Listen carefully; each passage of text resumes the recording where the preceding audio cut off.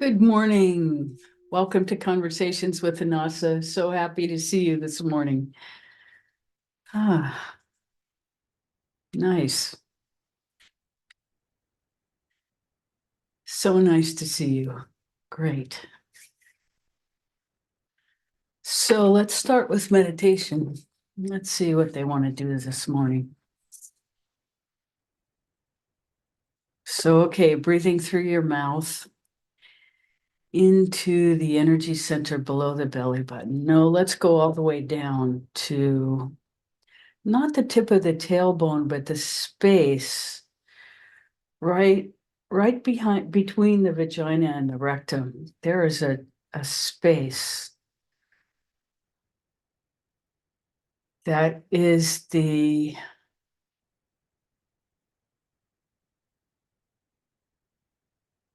opening to the sushumna, the central channel of the body.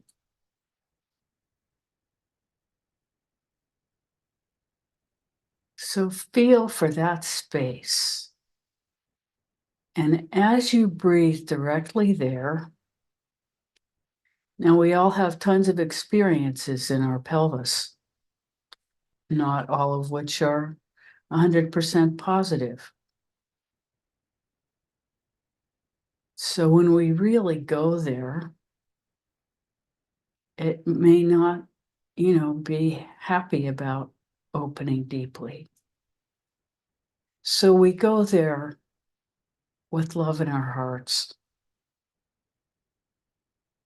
and love in our intention, and the intention to truly bond with Mother Earth from this place. Earth is entirely feminine. Moon is entirely feminine.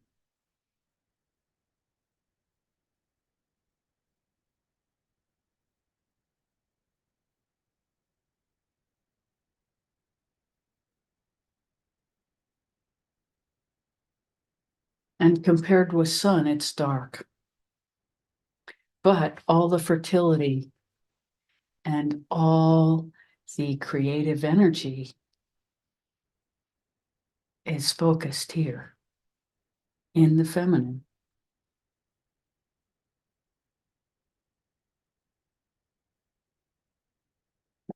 And it's up to us to claim it for ourselves.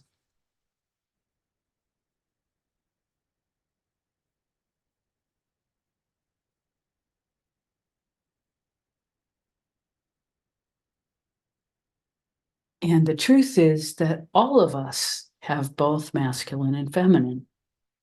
So, what we are truly doing is completely embracing our feminine with the understanding that we have masculine as well, and that what we're working for within ourselves is balance. And once we have that balance, which is somewhere in between being totally one or the other, then we're living from that balance and expressing it in the world. So this way we don't have to get into a big reactivity about light and dark and masculine and feminine and all the inequality that we're aware of. We can just sidestep it and look for the balance that we have created within ourselves and see if we can see it clearly. So breathing through your mouth, feel for the space between the breaths in this energy center and allow it to tell you about itself or not. Whatever happens, we welcome it.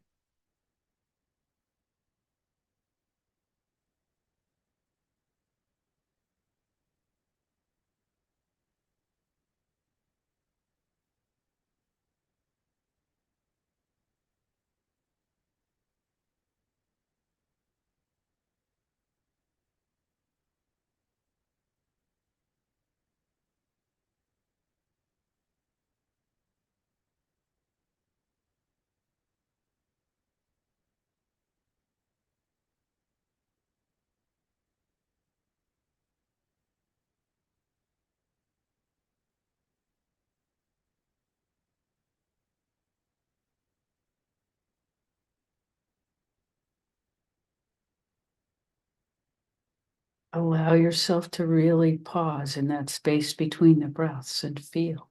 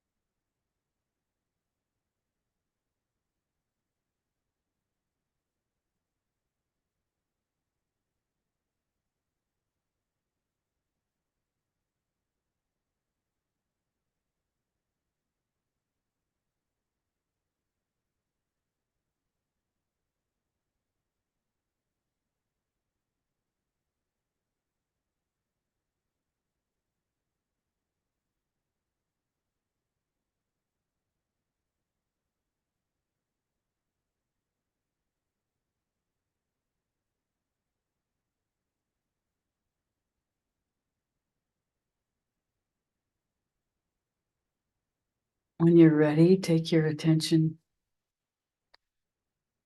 to the energy center just below the belly button. And feel all the way back to your back behind this energy center.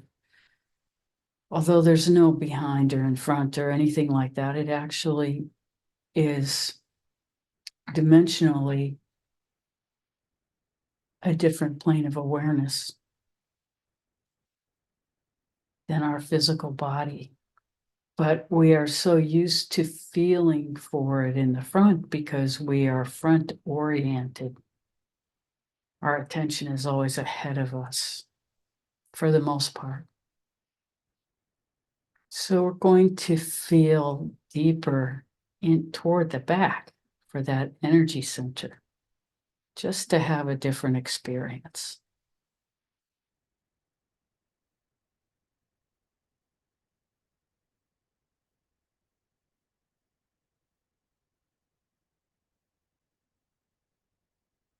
And we are speaking from Rebecca's experience. It may not be the same as yours. Of course, that's fine. We are all unique.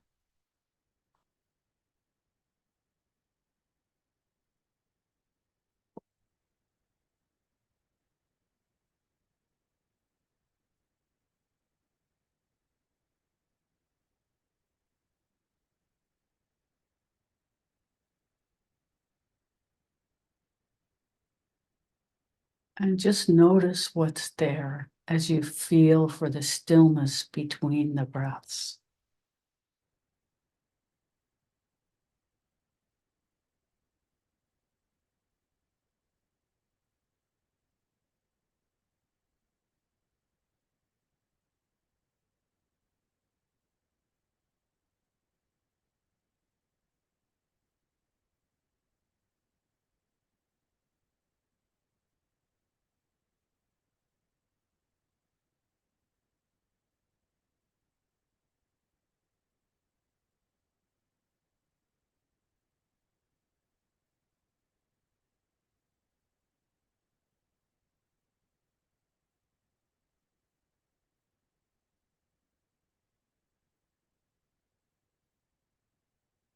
When you're ready, allow your attention to move up to the diaphragmatic energy center, just below the breastbone. But again, let's feel into the back. And you feel straight from the breastbone. So anatomically, the rib cage extends further down in the back, protecting some vital organs. So you just feel straight back, and you may experience a completely different from normal, from usual something with your attention further back in your body. So breathe through your mouth.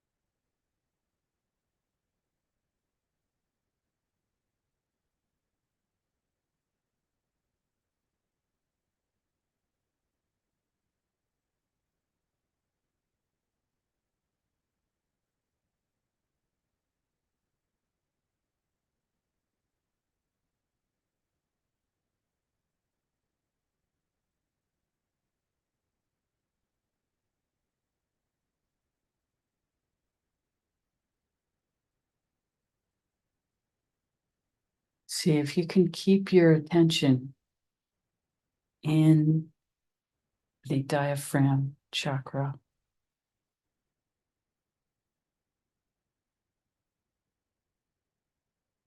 And if it escapes, just bring it back.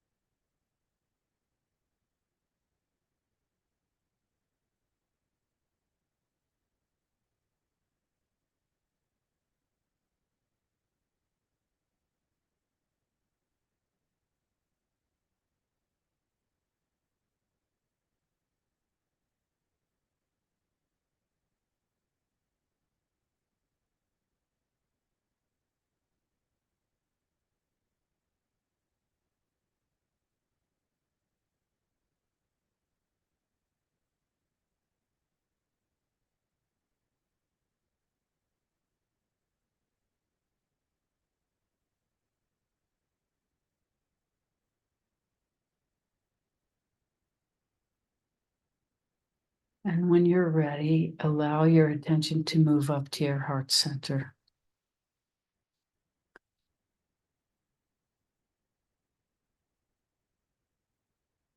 We're now breathing through the mouth.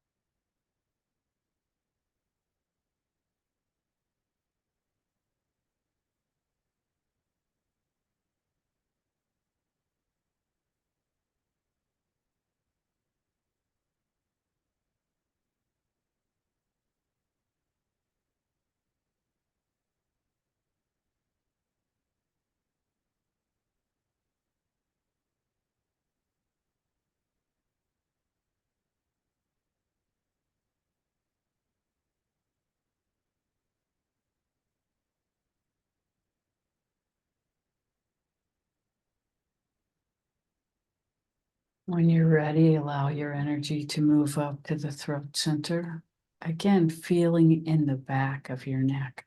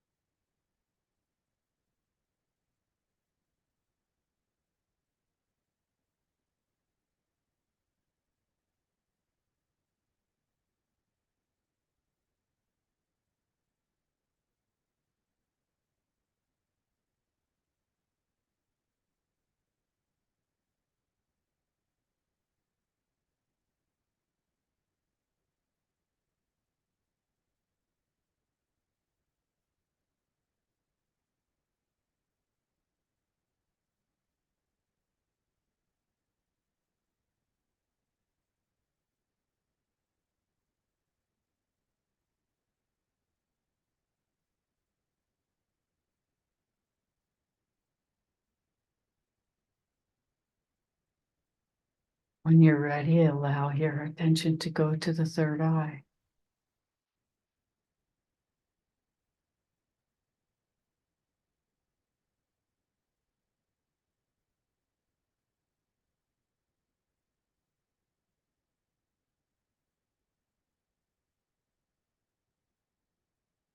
And feel a little bit into the witness place and see if there's a connection between the third eye and the witness place.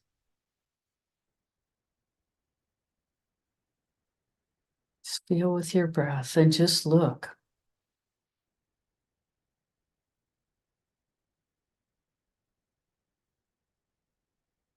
We don't know the answer.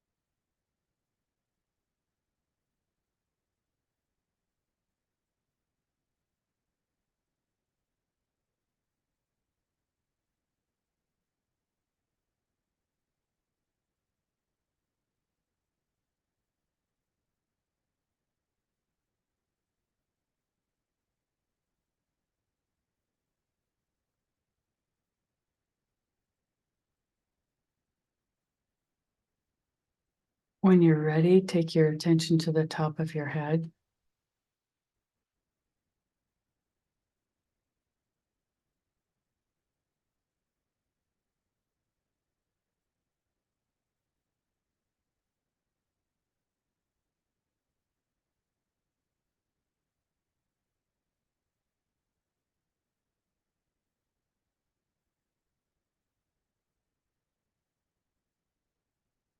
From this place, see if you can just allow the body to fall away and experience yourself as pure energy.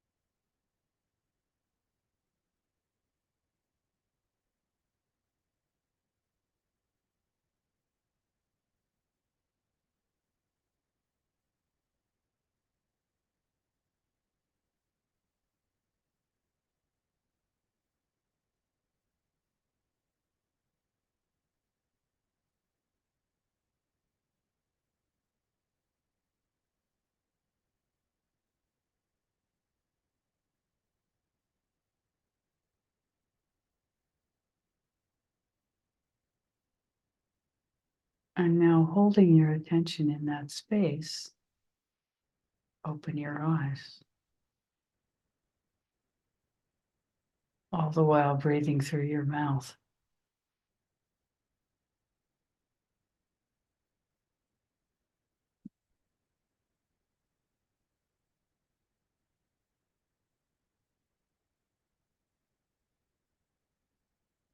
So this is a little bit different meditation.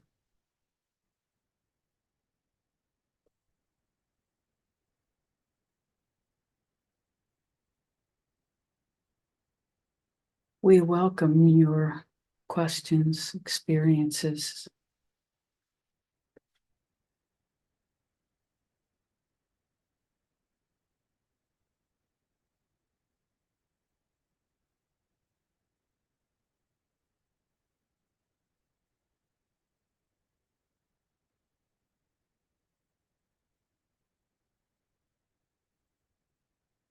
There was a lot that was different, experiencing the energy centers in the back rather than the front was quite powerful for Rebecca. We'll say that.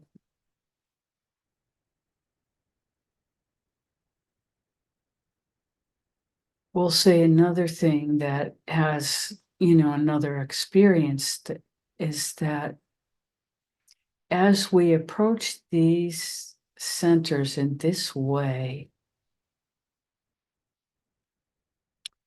part of why Rebecca has been working in this way is because there's a lot of trauma in the back of the body that's not in the front of the body and can't be accessed from the front of the body. And what she's discovering and working with these trauma patterns is that it's important to be very yin in the approach to trauma that you discover in yourself. That if there's any element of force, pushing, anything but allowing, things can get pretty dicey pretty quickly. And we all have some amount of trauma in our history.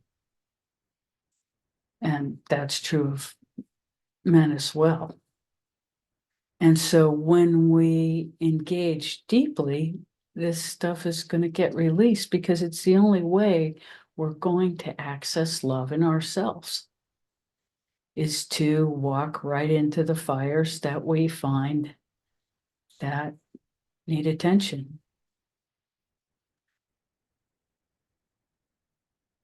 So that's sort of where we are this morning and what's been revealed lately, personally. And it's all in service to becoming love for all of us. We may have slightly different patterns in ourselves because we're all unique. So the energy centers that are difficult for us are going to be different. And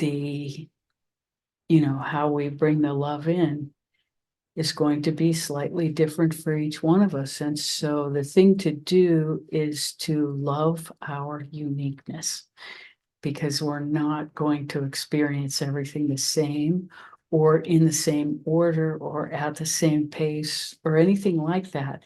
And that is the miracle of individuation. We're all different.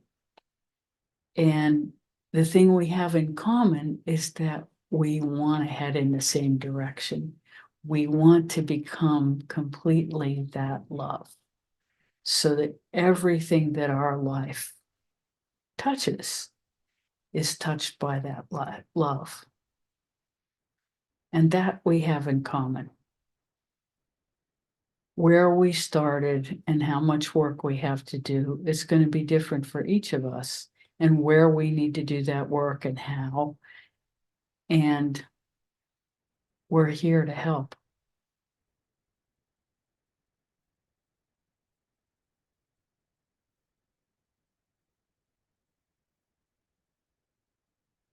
And we use Rebecca's experience, hoping that it will help you access your own.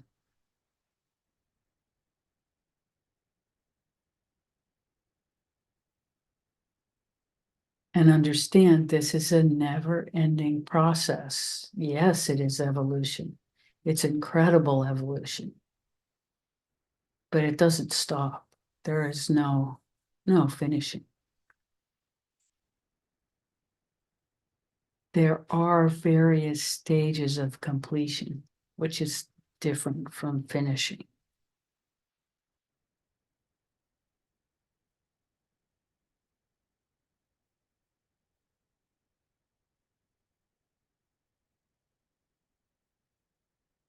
And different degrees of access. But the operative word we have found over and over again is allowing. So please,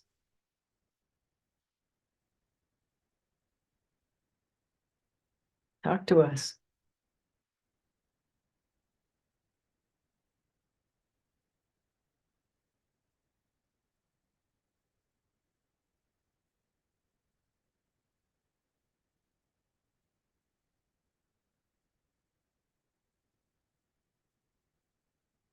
We love this, by the way.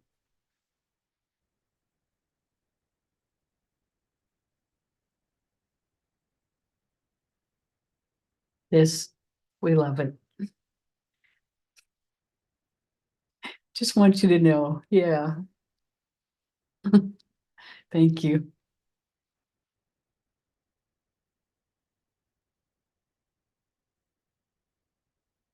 We appreciate the gifts you have all given. We are so grateful to each and every one of you and your support. And we know we don't say it often enough, and certainly in the tangible world, materialistic world, we hardly acknowledge it. And it's not because we're not grateful. It has to do with being spread a little bit too thin.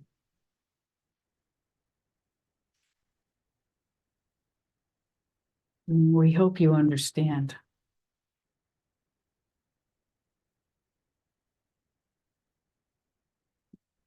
Mm.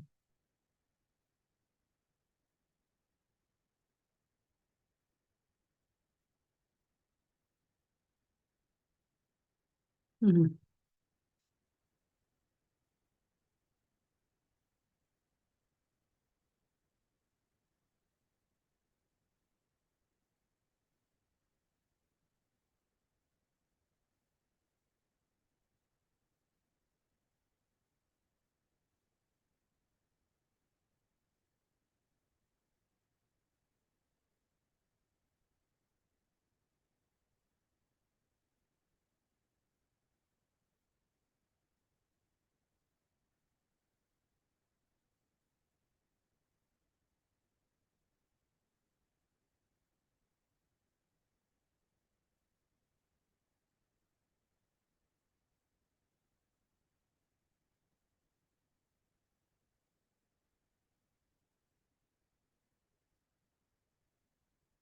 How may we serve?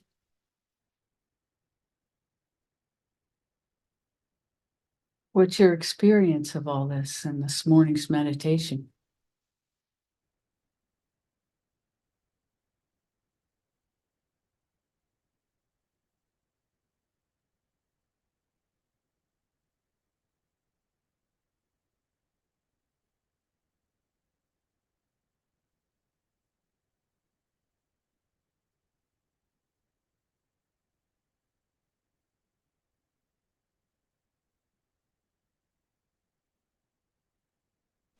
So we can talk. Oh, please. Yes, Nancy. Oh, sorry. hi. No. Well, that meditation felt quite different, and yeah, I don't really know what to say about it. I mean, I think breathing with the mouth is interesting. I think it felt like it opened up things pretty nicely, particularly at the top of my head. And it's been an interesting week. Um, just kind of opening up more to myself. And I did write a letter to a friend, and I've just been staying more with myself and not running off to do other things. I'm just in a I think part of the trauma and just finding out where I am sitting in myself. I've just been watching and feeling, and I think this meditation feels like it's in that place too that we did this morning. So yeah, Wonderful. Yeah. yeah, This, of course, will be up. You know, Brenda's really good at getting things up on the website so that people can practice with it. good. So, yeah, that will happen in the not too distant future. And yeah, thank you for that feedback, because that's what we're experiencing. And it may not be that breathing through the mouth is necessary all the time. Mm-hmm. It's just a different experience. And what we had been discovering as we started breathing through the mouth is that it's much easier to be in the body, to be Mm-hmm. present. Mm-hmm. And that in breathing through the mouth, you can not only be present in yourself, but you can be present in a different way to love itself. Like you're not leaving the body to go to some other place. Yeah. And and that's separate from everything that's not on the meditation cushion. You know, this is like breathing through the mouth is like embodying what we've been working on up till now, like really being present with it. So in a way, it's a lot more, it's just a different phase. And I think that both each has its realm of value. The other thing is that breathing through the mouth is not so calming. Yeah. You know, now always when we breathe regularly, that's calming. But breathing through the mouth is a little bit more, well, because it's so present. It feels like there's a slight crisis going on with me right now.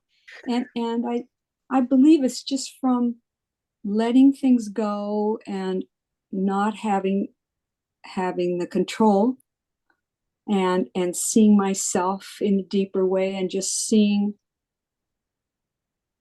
being with myself in a different way is very good, but it's just kind of breaking some of the molds that I've had up. So I mean, this is the direction I feel I'm being moved into, to embrace fully who I am and not giving myself away. Yeah, it's absolutely fantastic. Yeah. So thank you. Oh, you're so welcome. And we'll tell you what's happening in the sky today, because we studied the chart of the day pretty extensively in the earlier in the week, because we were looking at the Super Bowl.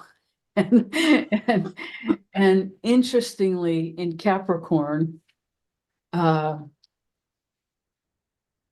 is there, and it's exalted, which means that Mars is as powerful as it ever gets in this moment. And because I study with an astrologer who is also a Western astrologer, he trained as a Western astrologer first, so he acknowledges the outer planets, although most Vedic astrologers don't, but he thinks that they're so powerful you can't ignore them. And it just so happens that Pluto is also in Capricorn, and it's so close to this Mars, this happiest ever Mars, the planet of war, is in a planetary war. They are so close together that their energies are, and they're friends, but when two planets are right on top of each other, they're within 1 degree of each other, then that's called planetary war, because they are occupying the same space as they are shining their rays, looking at the Earth, is how we think of it. And so Pluto is the planet of death and rebirth. So it depends on where this happens in your particular natal chart, but that area of your life is going through a very powerful warrior-like death and rebirth experience. So we're all experiencing that in different arenas of our life, and there are other planets in that house too. So it's very complicated, the energy today. But that's happening. And another thing that about that Pluto is that it is Pluto moves very, very slowly. It takes sometimes 140 years it takes it 140 years to go around the whole horoscope. And it spends longer and shorter, like 40 years at a time in one house. So it moves very, very slowly. And Pluto in this particular time is very close to the Pluto in the United States natal chart. And that natal chart was calculated by an astrologer named James Kelleher, who was hired a number of years ago to go to Washington, D.C. and the Congressional Library and research the exact time birth time of our nation.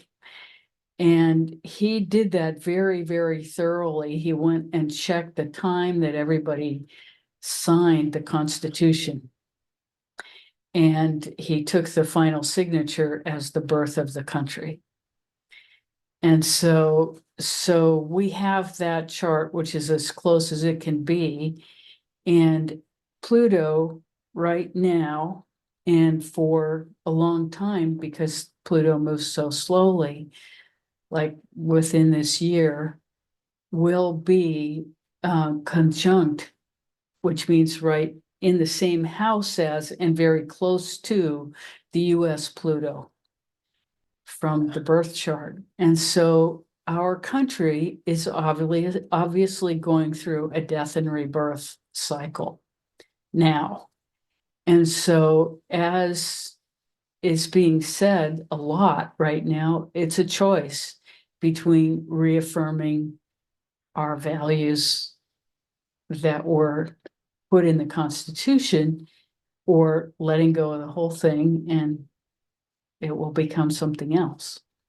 So that's very obvious in the sky right now and will be for the coming months through the election.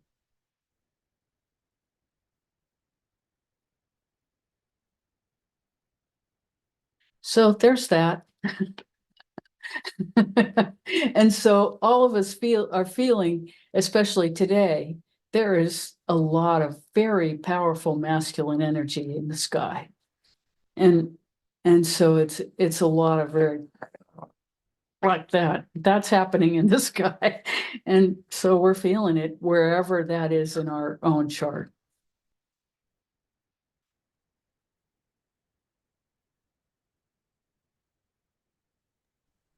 So coming into gentle kindness and loving Yes, for ourselves at this time. absolutely. Yeah. Yes. And accessing, there's no way we are going to avoid facing whatever trauma in ourselves during this period, because that's what's up with all this dramatic, traumatic masculine energy. Well, it's great to get your knowledge behind this. I mean, just gently write it through and Yes. in care. Yeah. And understand that it's not personal. Yeah. It's not personal. We sort of don't have a choice. We're going on this ride together, whether we want to or not, And so that's the beauty of knowing astrology, is that we don't have to take responsibility for every negative blip that happens inside us, because it usually has nothing to do with us or anything we did or didn't do, or and Fantastic. yes. And then from that context, we try to really love ourselves and everybody else, because we're all in the same boat. Thank you. Thank you so much. You're so welcome. Yes. Yeah, I too, as I said last week, have been kind of trying to disengage myself from a relationship that has been wonderful over the years, over the decades, but has come to the point where it no longer serves really me anyway. And so I composed a letter as well, and I had to reread it several times and pluck out all of the blame, any Oh, even yeah. of blame feeling things in there, and yeah, and hurt feelings. Had to kind of extricate those things too. And it Yes. left me with a very short letter, but it was right. Yeah. Oh, yes. And it feels like, you honored yourself and the other person, so that there was no sticky energy in there trying to make a point. Make the Trying point. to, yeah, so beautiful. One of the things that we're starting to really, really think about is, and this is a different astrologer teacher, I'm working with two of them, and the woman I'm working with is my age. She was born a month after me. And so our charts are very similar. And she is always saying to everybody that the secret to aging well is to simplify your life. Just simplify your life. Whatever's not serving you, stop. Just like that. And then there are things you can't stop that you have to do. Like, she's a perfect example of it. Her mother lives with her and has forever. And, we're the same age. So she's 70, which means her mother's got to be at least 90 or 95. So she's been doing this for a very long time. And it's just it's so, life well lived.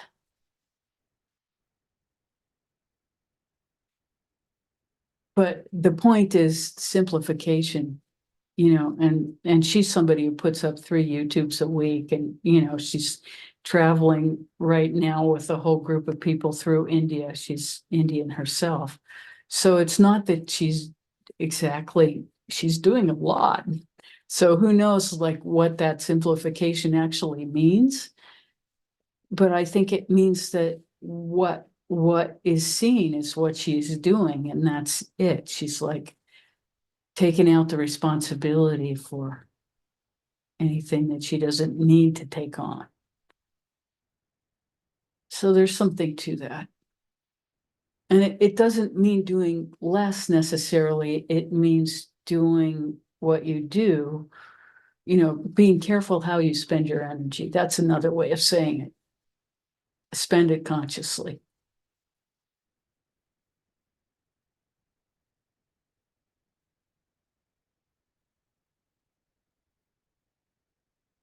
Thank you so much for your feedback.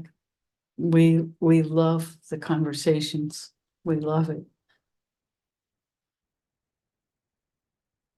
And of course, we love you.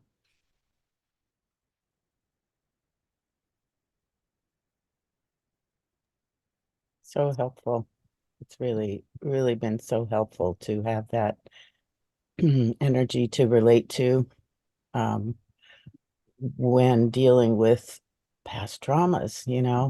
That's the thing that's really been coming up for me a lot, is dealing with past traumas, and how it's like each trauma that hasn't been dealt with, wasn't able to be dealt with at the time, plants a seed, seems like to me. And then you you kind of gloss over it because you don't want to dwell on it, and then you realize the whole tree has grown up there, that yeah, that you have to deal with somehow.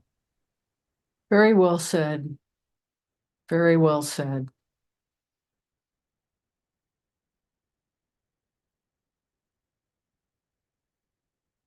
Yeah, we don't have anything to add to that description.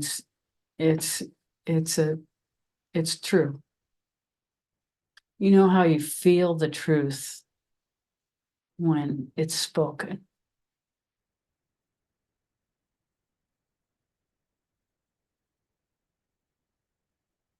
And you can't just chop down the tree, because the tree is living. And so what we will say is that there's a way that we reclaim the life and we allow the dead wood to fall out.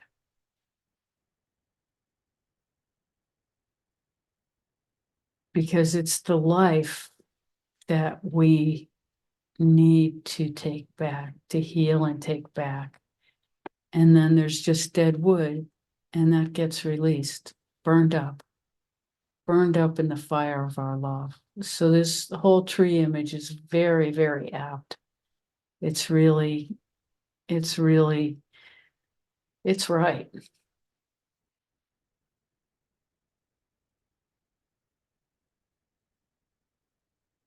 Thank you so much for that. Mm.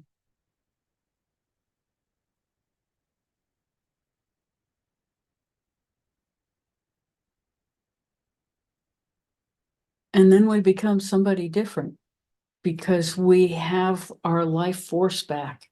And every one of those traumas that we reconfigure within ourselves by claiming the life force from it, every single one of those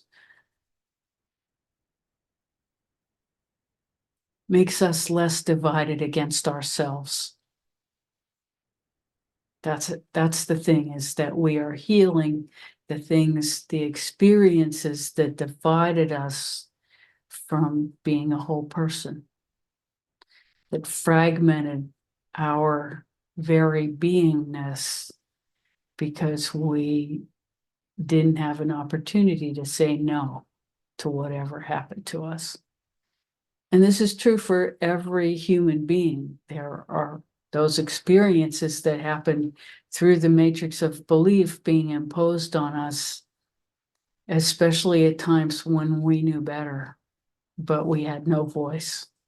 We had no capacity for defending or, validating.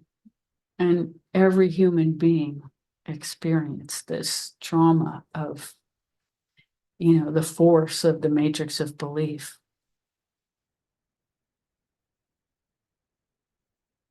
Yes. Well, it feels so lovely to do the reclaiming. I mean, behind all that is just kind of magnificence. Yes. We Yes. get to put our arms around. Yes. What a discovery. Yeah. Although sometimes the discoveries are kind of horrific. But Yes, they are. you're talking about the last stage is Yes. like, oh my God, yes. The Yeah, stage yeah. of integration is so, you can't have anything but enormous gratitude for those experiences. Taking But care of the tree.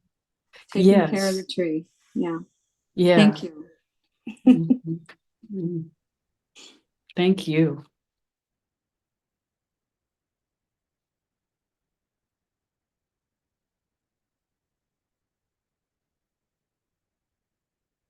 And our whole nervous system looks like a tree if you look at it, out of context. You just pull out the nervous system and you light everything in the human body that's nervous system. It looks like a tree.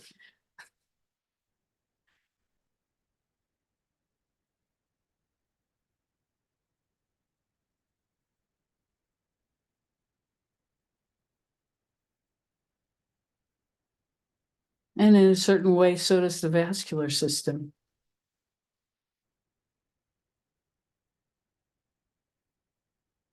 Yeah.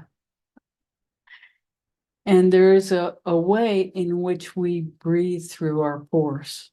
They're energetic receptors and integrators. And our nervous system is informed by, it's completely linked to the pores. We just, we never think of ourselves in that way because the diagrams don't get that refined. The anatomical diagrams. We know about it, but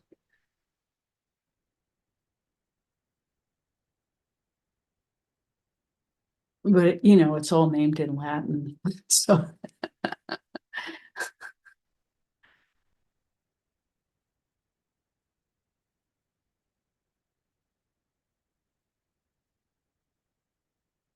but one of the beautiful things about this time is that historically, knowledge was and information was held by the elite and nobody had access. We live with more access to information at this moment in time than humanity has ever had. And it's overwhelming. But it also, there's no class division to the access to it. which is also, maybe very, very, very recent in history. So it's a moment, this death and rebirth is not just happening in our country, it's up in our country, but it's also up for the world. We are not exclusively experiencing Pluto return. The entire Earth is experiencing it. We are experiencing it because it's happening right over us. We're experiencing it very directly. And but of course, not every country was born at the same moment as the US. So it's not the same for everybody.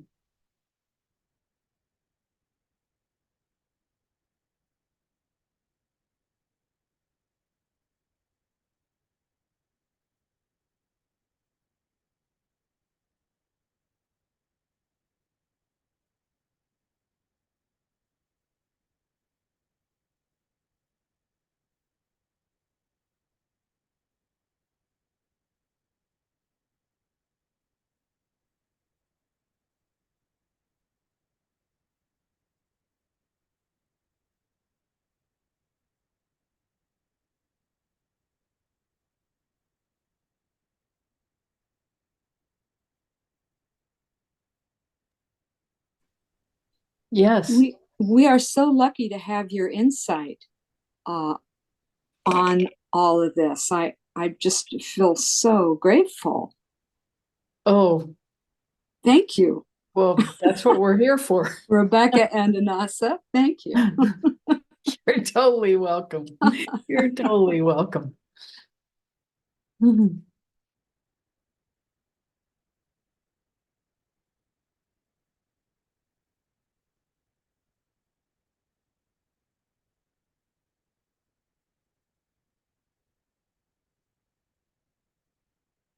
Hmm.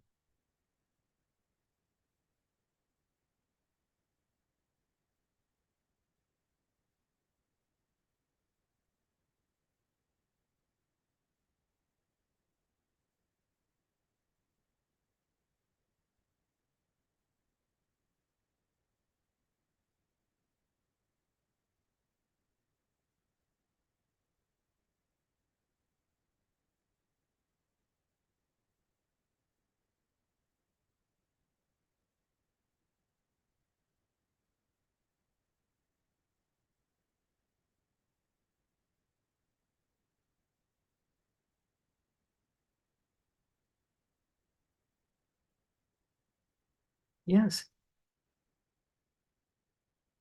In periods where it's not clear where one should be directing one's devotional attention, what form or what, then what's the best strategy in the moment? Well, always the best strategy, and this is going to sound very trite, but the best strategy in terms of devotion is to focus on love. And that love begins at home. So the love is, first of all, loving ourselves. And especially the parts that feel unlovable. That's the first thing whenever, because devotion is really devotion to our highest self and to ourselves as the expression of that highest self. I mean, what else is there to be devoted to? Who else? And so we start at home and we look inside to where we are still divided against ourselves in any way. And that's our starting point. We ask to be shown where we're divided against ourselves, where our energy is not supporting union with divinity, where we can't see. We want to, enlightenment is pulling the light into our blindness, our blind spots. And so we ask to be informed about where it is that we are unable to love ourselves. Understanding that our capacity to love ourselves is the only limitation to our capacity to love, period.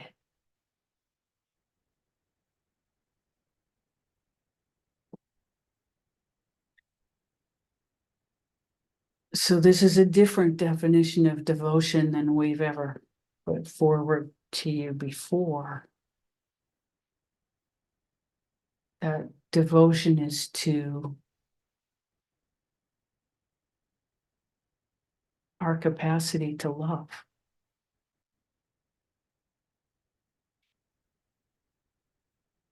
And we're going to talk about love a little bit differently.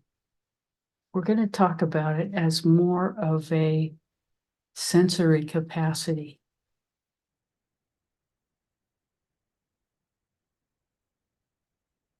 You know, empathy and compassion are two ways we could speak about it.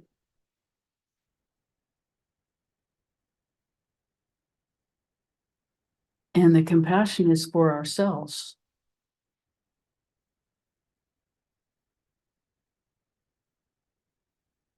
And that gives us the capacity for empathy.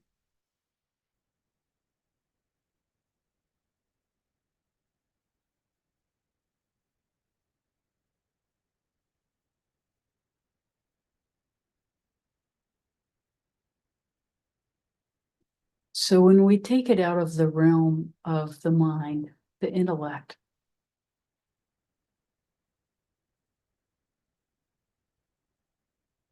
then it's no longer an idea or a concept, but it becomes how do we say this? It's a commitment to our deepest experience of ourselves, to having that be, dare we say, ecstatic love.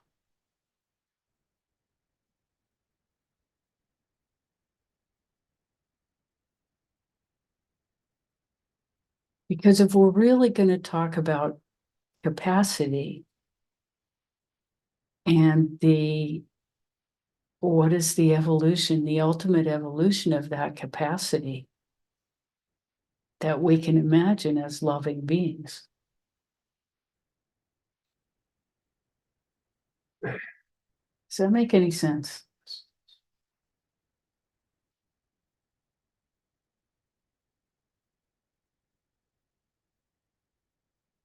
But there is no goal because everything is a moving target.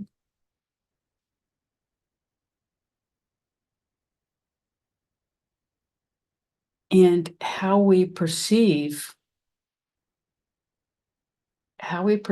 ourselves and our evolution has everything to do with where we are at that moment in ourselves.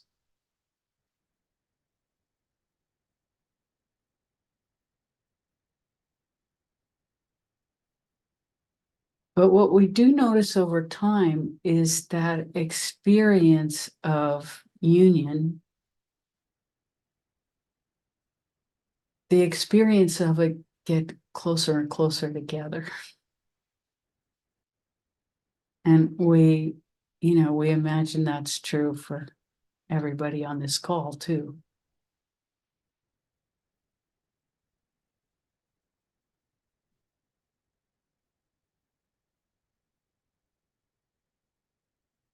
And we don't want to give the impression that anything that's not that is failure, because that's not true either. It's way too black and white.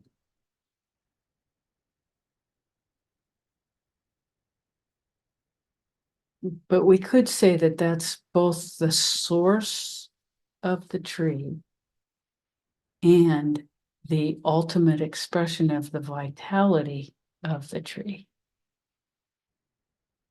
And that when those things become one throughout the experience of being a human, that's something.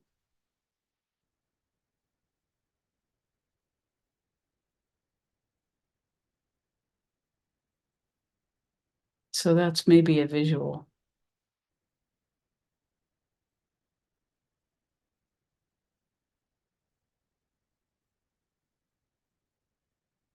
And maybe the closest we've ever gotten to languaging it.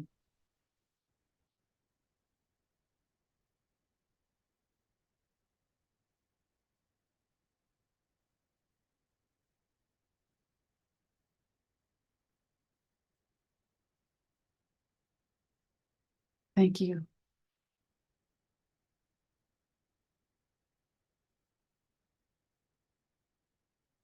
So we'll say the question was about where to put the devotion when you don't know where to put the devotion. Is that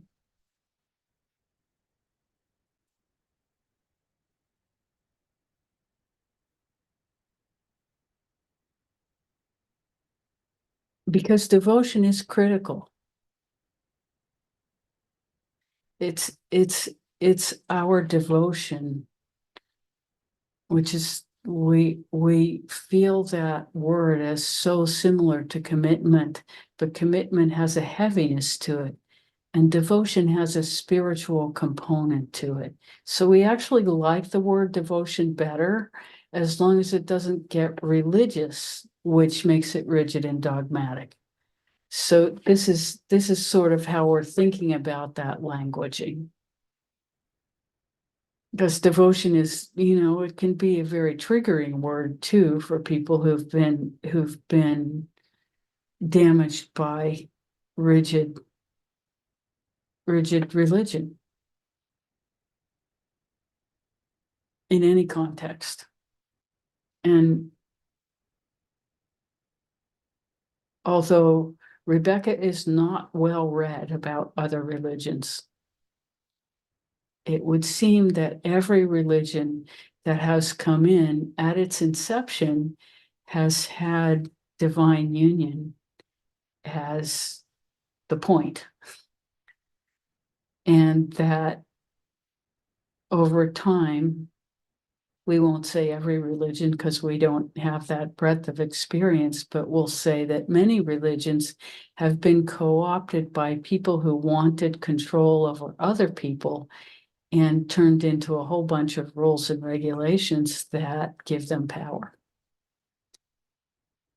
And so that's why we're reacting to the religious rigidity that sometimes people are told is what devotion is. That's not devotion. Devotion is heartfelt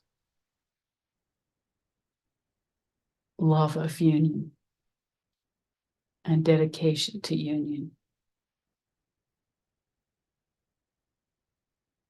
with that which is our source, which is the highest best for the whole. That's 25 words or less. Yes. And isn't that kind of what happened to our country too? If you take the religious aspect out of it, but still founded with such a high energy, and then Absolutely. co-opted. Yeah. The divine right of the pursuit of happiness. Ooh, that is amazing. What country in the world? Maybe Bhutan. They have a happiness quotient. And they won't let Americans in for more than 3 weeks. Because they don't want to, we assume it's because they don't want to be influenced by the materialism, the materialistic view.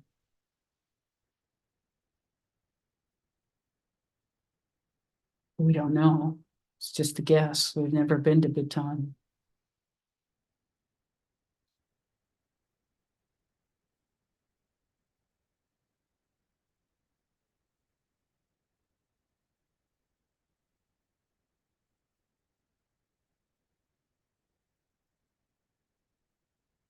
Hmm.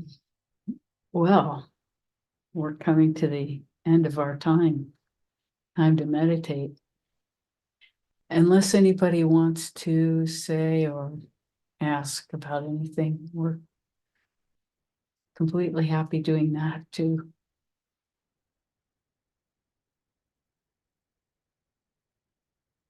Hmm. Thank you all so, so much. Let's meditate. So however you want to do it is fine. We'll just be here too.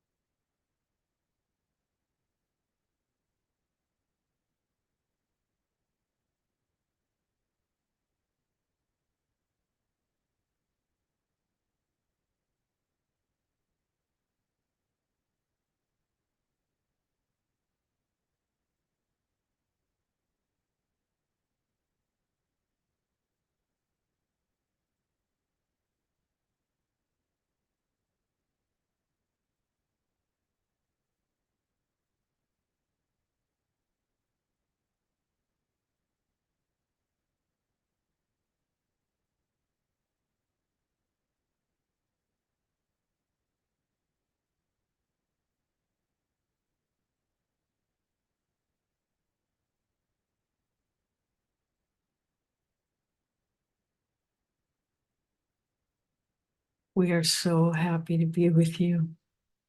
It's really been a pleasure this morning. So, so wonderful. So we look forward to seeing you again soon. So much love. Bye for now.